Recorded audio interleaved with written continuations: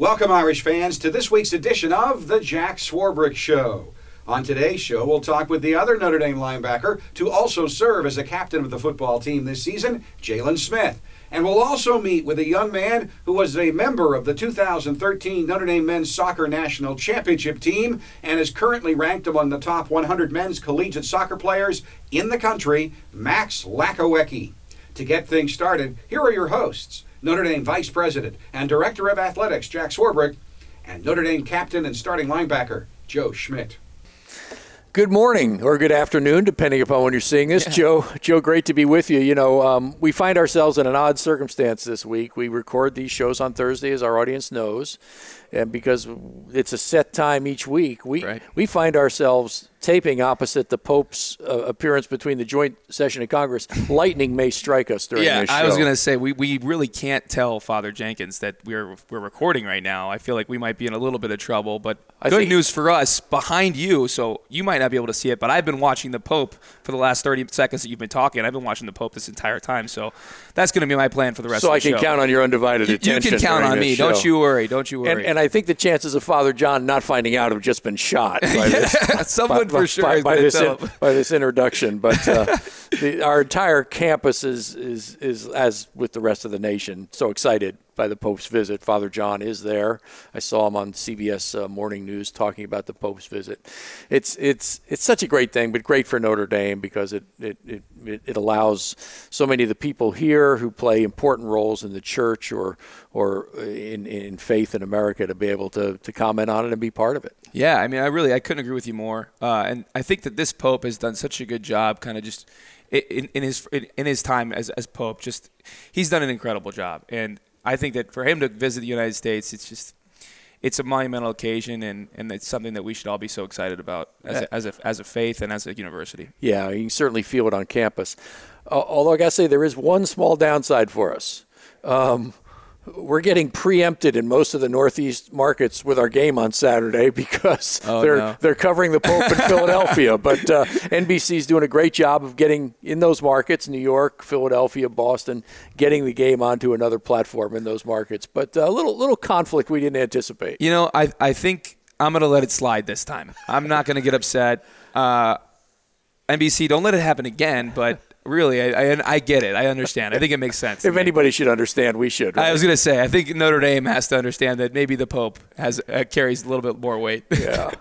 Well, I mentioned UMASS is next, but let's not get there before talking about just a really extraordinary effort against Georgia Tech. People said too many injuries, notwithstanding that we're home, nobody in the world picked us. And you guys came out, especially defensively, and just dominated that game. Well, I mean, really, that was just additional fuel to the fire for us. We have ultimate self-confidence, ultimate self-belief. We know that we can play with anybody in the country, and so to kind of continue to hear and you try to stay away from the media as much as possible, but you hear through the grapevine that people aren't picking you, and you went from a favorite to an underdog in 7 days, and this and that. But for us, it was something that we kind of embraced, and just we love that underdog role, and we just came in hungry and ready to fight. So I don't think there's ever been a better week of preparation for an option team than this past week for Georgia Tech. Everybody was on their work, watched extra tape, understood what the strengths and weaknesses of that offense were, and just really came together and fought for 60 minutes. And that's what we're so proud of. Part of the reason that preparation was so effective was Team Swag. Yeah, the Swag team. The Swag team. They've got their own identity now. Talk a little bit about those guys. Those guys are, they work a thankless job. You come in each and every day. You're not gonna play on Saturday, and it's not easy work. You're getting hit and pummeled by our future guest Jalen Smith and company, and that's not an easy job. So these guys come into work. They embrace whoever they are. It doesn't matter if they're the quarterback Justin Thomas from last week or the fullback Patrick Scove. It doesn't matter. They are that person, and they assume that identity, and they run like them. They act like they would on the field, and they really they behave as they think that they would behave, and that gives us such a good look. And so, and especially for an option team like Georgia Tech, you need to try to simulate the speed. And for honestly, I've been here for this is my 5th year, so I've seen it happen many times before. For the first time in my career here, the speed was not a noticeable difference in the speed between our swag team offensive line coming off the ball and Georgia Tech's offensive line coming off the ball, which I can't say enough about, because that's so hard to recreate as an offensive line, a scout offensive line. And they did a heck of a job, and all the skill position players did a heck of a job as well. Just in so many ways, complete domination. They were, I think they were 0 for 10 on third downs or something. Got a little funky at the end of the game. Yeah. And I've had a few people say to me, Jack, how is it that a guy with a cast on his hand is on the hands team? Yeah, that was so I'm really on the hand team is what I've deduced. So I do. It's my job really is not to catch the ball. Let's be clear about one thing. I'm not out there when you have a team full of Corey Robinsons to go out there and catch the football. So really, my job is to get on the front line and kind of dive on the grenade, if you will, for the rest of the team, which I am completely okay with, and that's something that I pride myself on being able to do. I took a heck of a shot there on that last play, which was hilarious. But they did a great job. They knew where to kick the ball. I had to kind of avoid it and then just kind of jump like a penguin into the blocker. But it ended up turning out okay for the team. A heck of a hit is an understatement. I had one of our physicians say to me, I thought he had died. Yeah, I hope I didn't look that bad after the game. Tell us about that blow. Yeah, so I mean, really, I am supposed to block someone on the opposing team's line of people. Imagine, for those of you listening at home, it really just becomes an elaborate game of Red Rover between our team and their team. And so they all start running as soon as the ball is kicked, and I'm supposed to go pick out one of their guys and make sure that he has zero chance of recovering the football, so that the guys the guys behind me that are paid the big bucks, like i.e. Torrey Hunter, Corey Robinson, whoever else is back there, can recover the football. So I start to run, only the ball is kicked in the direct position of where I'm supposed to run to go block my man.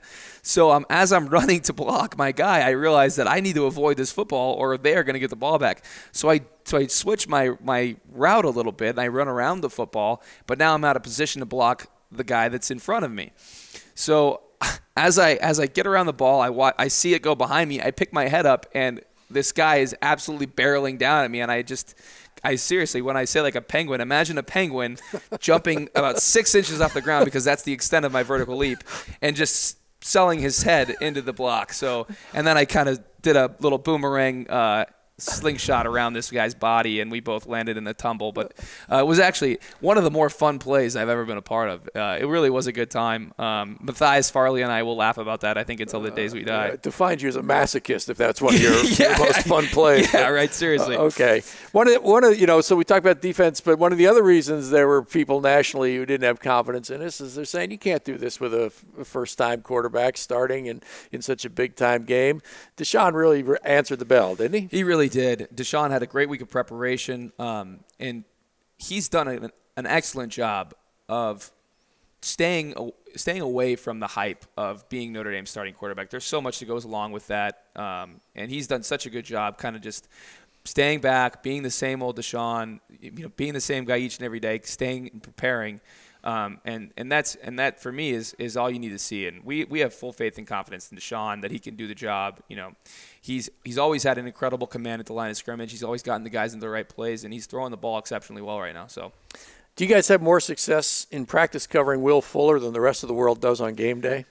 I think I have to say yes, just because I don't want Kavari to get wind of this and him to come after me. But Will Fuller is as close to unguardable as there is.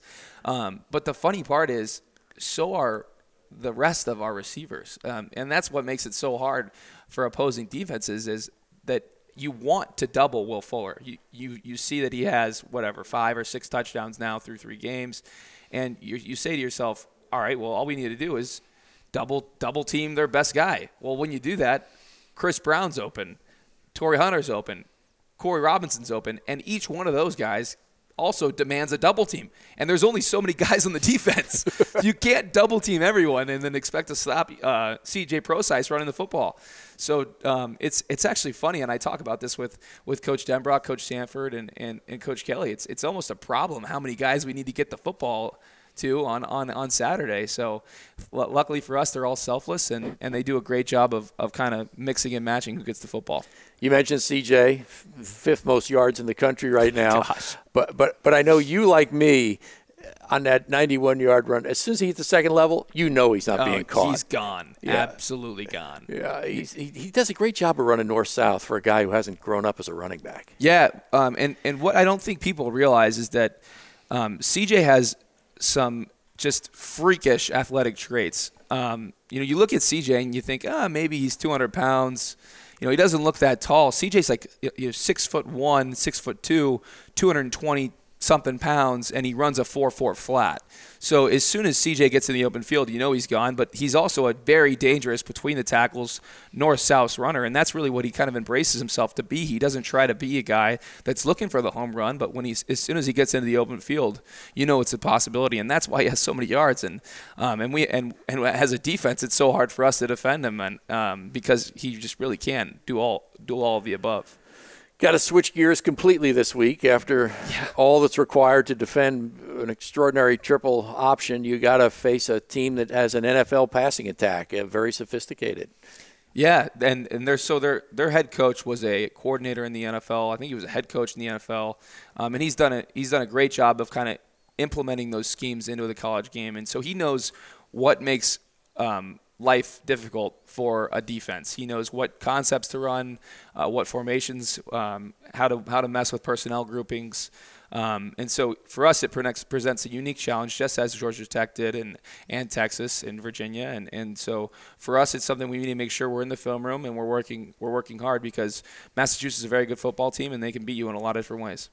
Well, I look forward to watching you guys handle yet another challenge this week. We'll take a break and come back with two guys I suspect we're going to have some fun with in Jalen and Max. Really we'll be back in a minute.